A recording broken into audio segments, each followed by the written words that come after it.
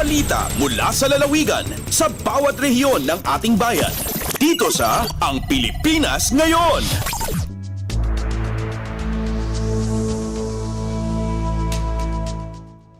Narito na ang bugso ng ating mga regional news. Dumako muna tayo sa rehiyon ng Luzon.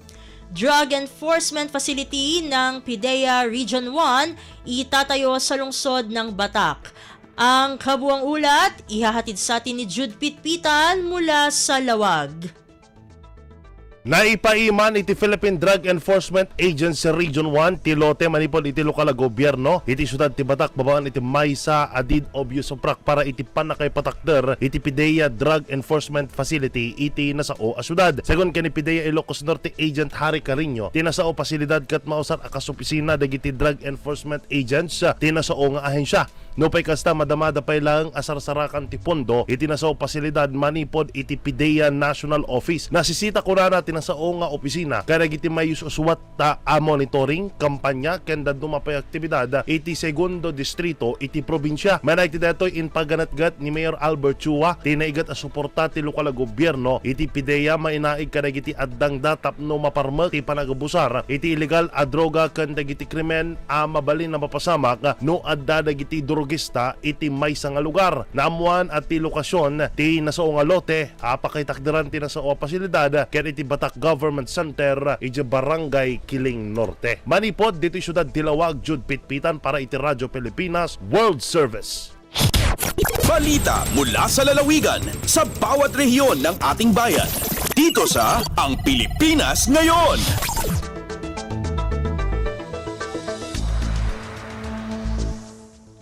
Inyong napakinggan ang ulat ni Jude Pitpitan mula sa Lawag. Dumako naman tayo sa Agoo, Explosive Ordnance Reconnaissance Agent Training, idinaos sa La Union.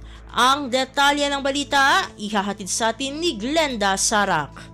Nangipatong pati Coast Guard District Northwestern Luzon na CGDNWLZN at Explosive Ordnance Reconnaissance Agent Training at La Union Police Provincial Office Carlatan, San Fernando City, La Union. Indauluan dito ni CG Captain Ivan Roldan, Commander ti CGDNWLZN, baban iti kolaborasyon iti Provincial Government of La Union.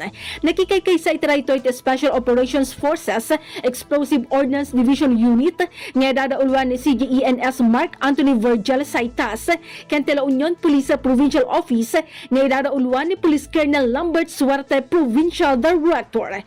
Kabayatan ti closing ceremony, nagserbi kas guest of honor and speaker ni Mr. Kevin Louis David, Executive Assistant 5, manipod iti Office of the Provincial Governor. Tarigagi iti training ang maipaayan dagiti participantes iti panakaammo a masapul iti panang bigbig, panang handle ken panang neutralize kari iti explosive ordnance. Panggapay daytoy ang masaruan dagiti participantes no kasano ang maamuan ti lokasyon dagiti potential nga explosive devices asaan pay a bimtak. Manipod Agoo La Union, Glenda Bakungan Sarak para iti Radyo Pilipinas World Service. Balita mula sa lalawigan sa bawat rehiyon ng ating bayan. Dito sa Ang Pilipinas Ngayon.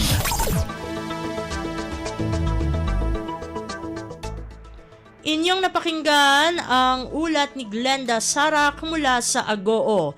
Narito naman ang balita mula sa Lucena. Pagtaas sa presyo ng food and non-alcoholic beverages, isa sa itinuturong dahilan ng pagbilis ng inflation sa Calabarzon. Pakinggan ang kabuang ulat mula kay Tom Alvarez. Itinuturong dahilan sa pagbilis ng inflation sa Calabarzon. Nito nakalipas sa Pebrero ay pagtaas sa presyo ng food and non-alcoholic beverages itong mga nakalipas na buwan batay sa February 2024 Calabarzon Regional Inflation Report ng Philippine Statistics Authority Region 4A. Sa ulat ni PSA RSSO 4A Regional Director Charito C. Armonia, sa press conference na isinagawa kamakailan hinggil sa nasabing usapin, kasama sa nakapagbabagal sa pag-usad ng inflation sa rehiyon ay pagtaas sa presyo ng alcoholic beverages, tobacco, clothing and footwear, housing, water, electricity, gas at fuels. Nakapagtala ang Calabarzon ng 3.3% inflation rate nitong nakalipas na February 2024 na higit na mataas na i-record na 2.0% noong January 2024. Mababa naman ito sa 3.4% na naitala sa Pilipinas sa kapareho ring buwan. Mula RP1 Lucena, ito si Tom Alvarez para sa Radyo Pilipinas World Service. Balita mula sa lalawigan sa bawat rehiyon ng ating bayan. Dito sa Ang Pilipinas Ngayon.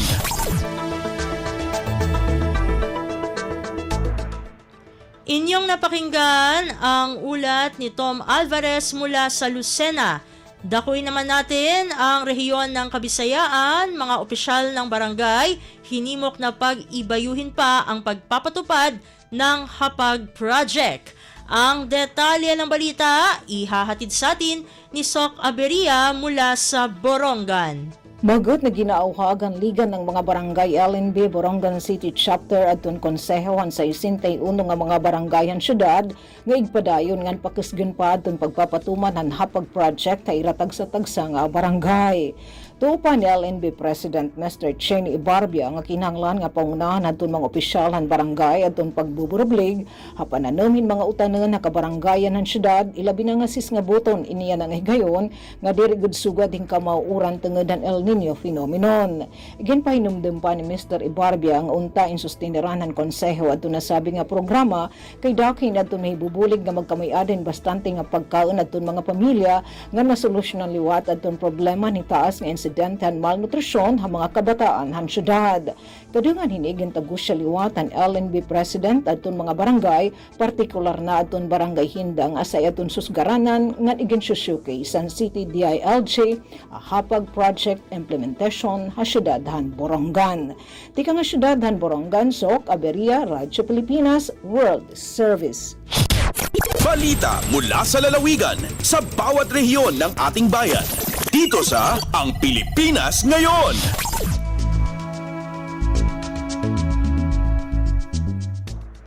Inyong napakinggan ang ulat ni Sok Aberia mula sa Borongan. Pumunta naman tayo sa Sogod.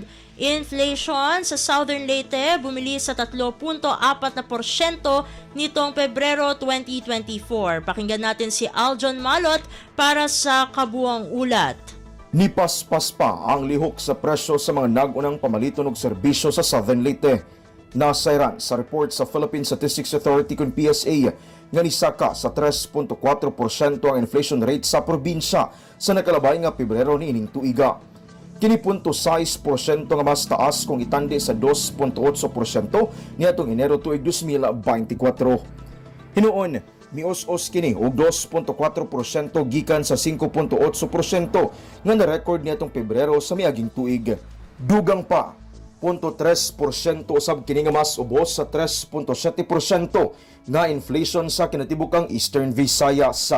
Gitaho nga ang restaurants ug accommodation services mirehistro sa pinakataas nga year-on-year inflation rate sa 8.4% o gisundan sa food and non-alcoholic beverages sa 7.4%. Nakatampo usab sa pagsaka sa inflation sa Southern Leyte ang tinuig nga pagtaas sa personal care and miscellaneous goods and services nga nasa 5.1%, education services sa 4.6% ug health sa 4.2%. Gikan sa Sugod, Southern Leyte, Aljon Malot para sa Radyo Pilipinas World Service. Balita mula sa lalawigan sa bawat rehiyon ng ating bayan. Dito sa Ang Pilipinas Ngayon.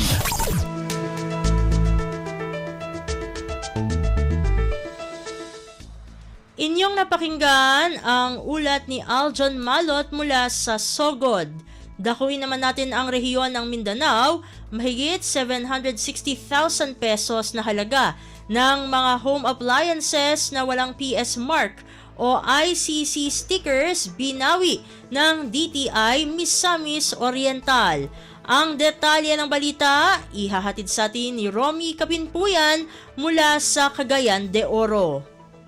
Mukabat sa kapin sa 760,000 ka pesos nga uncertified products ang i-confiscate sa Department of Trade and Industry Misamis Oriental ug gipaligsan sa Pison dito sa City Engineering and Public Works Compound dinhi sa Dakbayan sa Cagayan de Oro. Una nini gipahigayon ang Product Surveillance and Enforcement Operations sa DTI Provincial Office ug nakita nga kini nga mga produkto walay mandatory Philippine Standard Mark or Import Commodity Clearance Sticker. Nagpasabot nga nasampit nga mga produkto wala miagi sa safety and quality evaluation. Gilangkuban kini sa mga rice cooker, food processors, turbo boiler, pressure cookers, coffee maker, induction cookers ug microwave ovens. Kanunay nagpahimangno ang DTI Misamis Oriental ngadto sa mga local trader nga ang pagbaligya sa uncertified products usa ka paglapas sa Consumer Act of the Philippines ug sa standard law. Samtang ang mga consumer gihagat usab nga sa dili pa mopalit sa bisan unsa nga home appliances, kinahanglan nga i-check kung aduna bay product certification. Gikan sa Radyo Pilipinas Cagayan de Oro, Romy Kapinpuyan para sa Radyo Pilipinas World Service. Balita mula sa lalawigan sa bawat rehiyon ng ating bayan. Dito sa Ang Pilipinas Ngayon.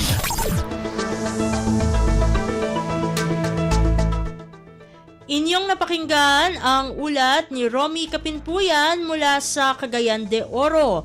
Pumunta naman tayo sa Zamboanga. Lokal na pamahalaan ng Zamboanga, pinaghahandaan na ang paggunita ng Semana Santa ngayong taon. Narito ang detalye ng balita mula kay Justin Bulanon. Prepara ya el gobierno local de Zamboanga para la observación del Semana Santa na fin del mes de marzo este año. Yamanda el alcalde de Ciudad John Dalipe con el mga personajes del General Services Office para limpia y sa clearing operations sa Cesar Climaco Freedom Park, partikular na hulhil alyan na abong-abong barangay Pasunangka. El mencionado lugar que taanda el mga katoliko deboto na syudad kada anyo si celebra con el Semana Santa. Yaman junto también al City Administrator's Office, sector de seguridad y otros pamag-ahensya del gobierno para discutir y finalizar con el mga direktiba que ay implementar con el mencionado observasyon. Expectado también asesale ordinanza el syudad acerca del traffic rerouting scheme y mga direktiba que man observa el mga residente alyan na Freedom Park na abong-abong esta syudad. Desde la ciudad de Zamboanga, esta si Justin Bulanon para ng Radyo Pilipinas World Service. Balita mula sa lalawigan sa bawat rehiyon ng ating bayan. Dito sa Ang Pilipinas Ngayon.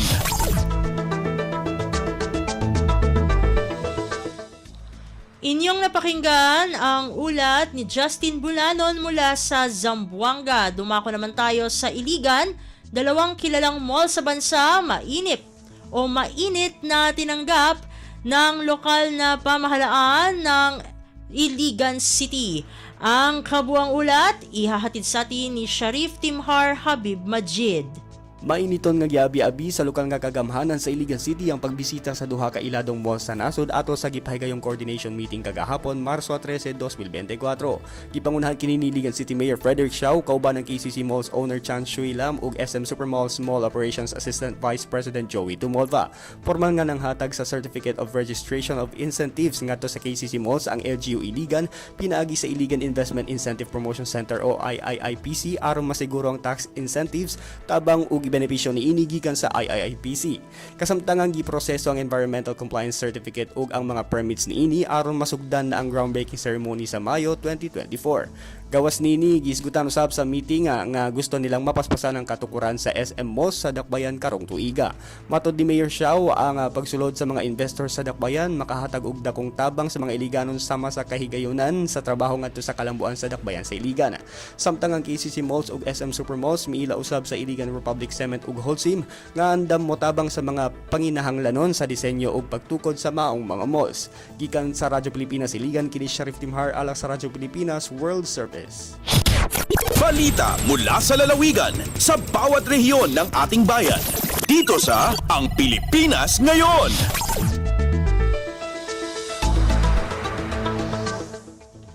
Inyong napakinggan ang ulat ni Sharif Timhar Habib Majid mula sa Iligan. Dito na natatapos ang ating regional news.